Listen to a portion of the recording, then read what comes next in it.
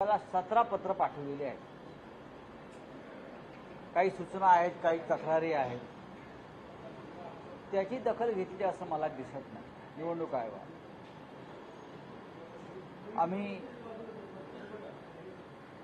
अमित शहा यांनी भारतीय जनता पक्षाला मतदान करा, रामलल्लाचं फुकट दर्शन करू, हे त्यातलं अत्यंत महत्त्वाचं पत्र आम्ही पाठवलं. त्याच्यावर साधी पोचपावती पण नाही. एकूण 17 पत्र आमच्याकडे आहेत, जी आम्ही निवडणूक आयोगाला पाठवली की महाराष्ट्रामध्ये यंत्रणेचा, सरकारी यंत्रणेचा कसा गैरवापर सुरू आहे. पैशाच्या वाटपासंदर्भात आम्ही काही माहिती पाठवली. मग मुख्यमंत्री असतील, भाजपचे नेते असतील, पण शिवसेना पक्षप्रमुख उद्धव ठाकरे यांच्या 20 मेच्या पत्रकार परिषदेसंदर्भात भारतीय जनता पक्षाचे पदाधिकारी पत्र पाठवतात आणि त्या संदर्भात केंद्रीय निवडणूक आयोग किती कर्तव्य तत्पर तर कारवाईचे आदेश दिले. आम्ही या कारवाईचं स्वागत करतो.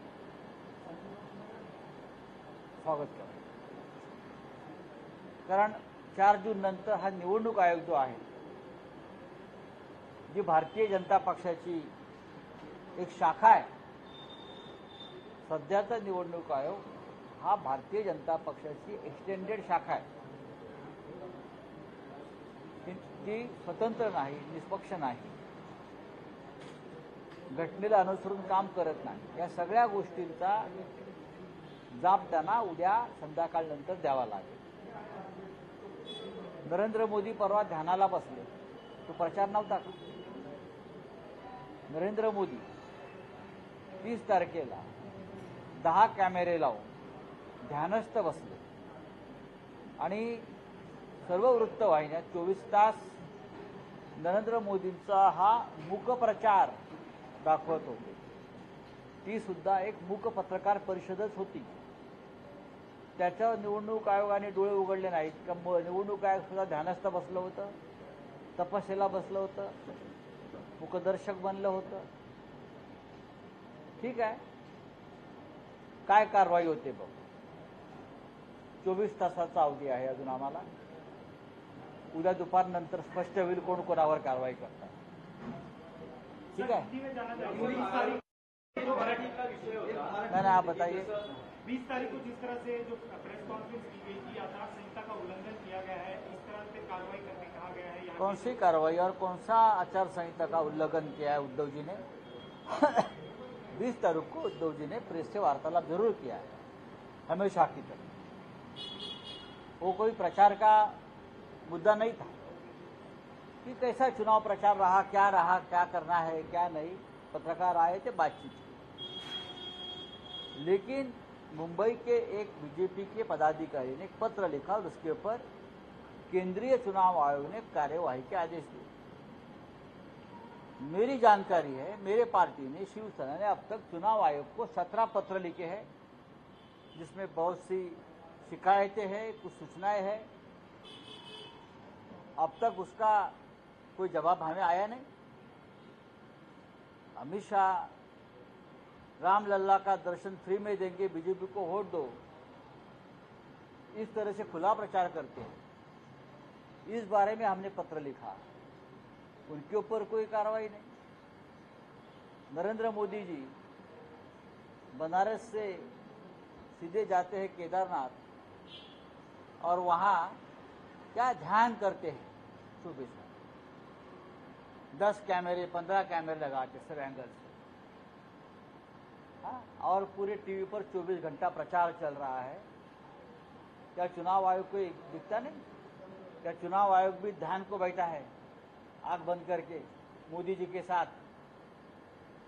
तो मैंने पहले भी कहा है, हमने पहले भी कहा है, भारतीय जनता पार्टी की एक्सटेंडेड ब्रांच, एक शाखा है चुनाव आयोग. कल ये सब शाखाएं बर्खास्त हो जाएगी 4 बजे. क्या स्वागत कर सर, क्या स्वागत करें आपने, जैसे मराठी में कहा. हाँ, करिए, कार्रवाई करनी है करिए, हम स्वागत करते हैं. एक सवाल और सर, ग्लोबल सिविल फोरम नाम की जो संस्थाएं हैं, उन्होंने पीएम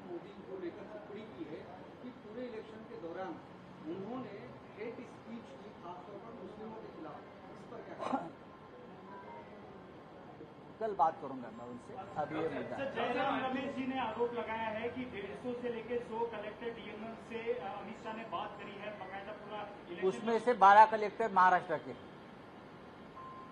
मैंने आज सुबह उन पर बात की है इस विषय पे, ये बहुत गंभीर बात है। तो चुनाव आयोग हमसे उस बारे में एविडेंस मांग रही है कि गृह मंत्री ने डीएम और कलेक्टर से कैसे बात की, कब बात की, उसका एविडेंस हमसे मांग रही है। एविडेंस। जयराम रमेश एक जिम्मेदार नेता है, सांसद है। जब उनकी जैसी व्यक्ति कोई बात करती है तो जिम्मेदारी से बात करती है, जानकारी के साथ बात करती है। लेकिन अब एविडेंस कौन मांग रहा है? चुनाव आयोग। अमित शहाने जे फोन केला आहे ते कलेक्टरना त्यात महाराष्ट्रातले 12 कलेक्टर आहेत जिथे भाजपला हरण्याची भीती आहे।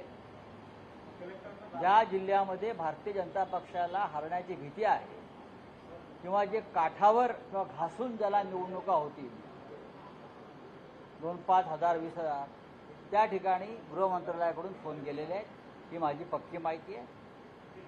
जयराम रमेश जे 150 लोकसभा मतदारसंघाची भाषा करतात त्यातले 12 मतदारसंघ हे महाराष्ट्रातले। राउत साहब, एक सवाल ये है कि बयान आया है कि विपक्ष यानी कि इंडिया गठबंधन एक टूल किट बनाकर प्रोपेगेंडा फैला रहा है इलेक्शन कमीशन को लेकर, काउंटिंग को लेकर या बीजेपी की हार। बीजेपी हार रही है। कल पीयूष गोयल को मुंबई में कल रुकना है। मुंबई में अपनी नहीं पूरे महाराष्ट्र में बीजेपी की हार देखने के लिए। बीजेपी लड्डू बनवा रही है भारी संख्या में, कहीं ना कहीं। अरे लड्डू बनाओ, हलवा बनाओ, बासुंदी बनाइए, संदेश मिठाई बांटो, हाँ रगड़ा पैटीज बांटो, फाफड़ा बांटो, कल लेके आइए, लोग जश्न मनाएंगे आपकी हार का। राऊत साहेब एक प्रश्न होता, राऊत साहेब एक प्रश्न आहे सर, एक प्रश्न आहे की तुम्ही म्हणता इंडिया आघाडीचं सरकार येईल, एक्झिट पोल म्हणता आहेत की एनडीएचं सरकार येईल, स्पष्ट बहुमत मिळेल। अशा वेळेस जर तुम्ही दावा करतात इंडिया आघाडीचं सरकार येईल, तर आता तरी पंतप्रधान कोण होणार या बाबतीत काही एकवाक्यता झाली आहे का? इंडिया आघाडीचं काही ठरलंय का? भाजपचं ठरलंय का? पंतप्रधान नरेंद्र मोदी ते नाही होते, नाही मी सांगतोय ते प्रधानमंत्री होत नाही। आम्ही सांगतोय नरेंद्र मोदी उद्या संध्याकाळी 4 नंतर भूतपूर्व झालेले असते। नरेंद्र मोदी हे भूतपूर्व होतील उद्या आणि इंडिया आघाडी 24 तासामध्ये आपला पंतप्रधान निवडेल। 24 तासात आम्हाला काही अडचण नाही। सहमती झाली आहे, आमच्यामध्ये सगळ्या विषयांवर चर्चा झालेल्या आहेत। आमचा निर्णय पक्का आहे, आम्हाला काही अडचण नाही। निकाल संपल्यावर 24 तासामध्ये इंडिया आघाडीचा प्रत्येक नेता हा दिल्लीत पोहोचेल आणि 24 तासामध्ये आम्ही निर्णय घेऊ। राउत साहब, हिंदी में ये बात क्या पीएम लेकर इंडिया गठबंधन में कोई बातचीत की, कोई चेहरा तय देखिए, हुआ है? पीएम पद के लिए हमारे गठबंधन में कोई मतभेद नहीं है। चर्चा जरूर होती है, कोई मतभेद नहीं है। कल शाम को पूरे नतीजे आने के बाद जब इंडिया गठबंधन की विजय की घोषणा हो जाएगी तो 24 घंटे में हमारा प्रधानमंत्री का चेहरा सामने आ जाएगा। अब देख लीजिए। लेकिन आप ये दावे के साथ कह सकते हैं कि नरेंद्र मोदी फिर से नरेंद्र नहीं मोदी प्रधानमंत्री नहीं हो रहे। चाहे कल से वो दिल्ली में बैठकर अपने कार्यकाल के अगले 100 दिन का एक कार्यक्रम बना रहे हैं, पहले कभी नहीं बनाया, ना 2014 में ना 2019 में। ये डर की ये डर है, हार की भय है, भ्रमिष्ट बन गए सब लोग, ये भ्रम में है। कल से प्रधानमंत्री नरेंद्र मोदी भूतपूर्व प्रधानमंत्री होने जा रहे हैं। राऊत साहेब 1996 मध्ये जो एच डी देवेगौडाचा जो कोणाचा एच डी देवेगौडांना पंतप्रधान करण्याचा जो मग आता परत देवगौडांना करायचं म्हणताय का तुम्ही? की पूर्ण एनडीए किंवा इंडिया इंडिया आघाडी सरकार देशाला 5 वर्ष स्थिर सरकार आणि स्थिर पंतप्रधान देईल आणि पंतप्रधान एकच असेल।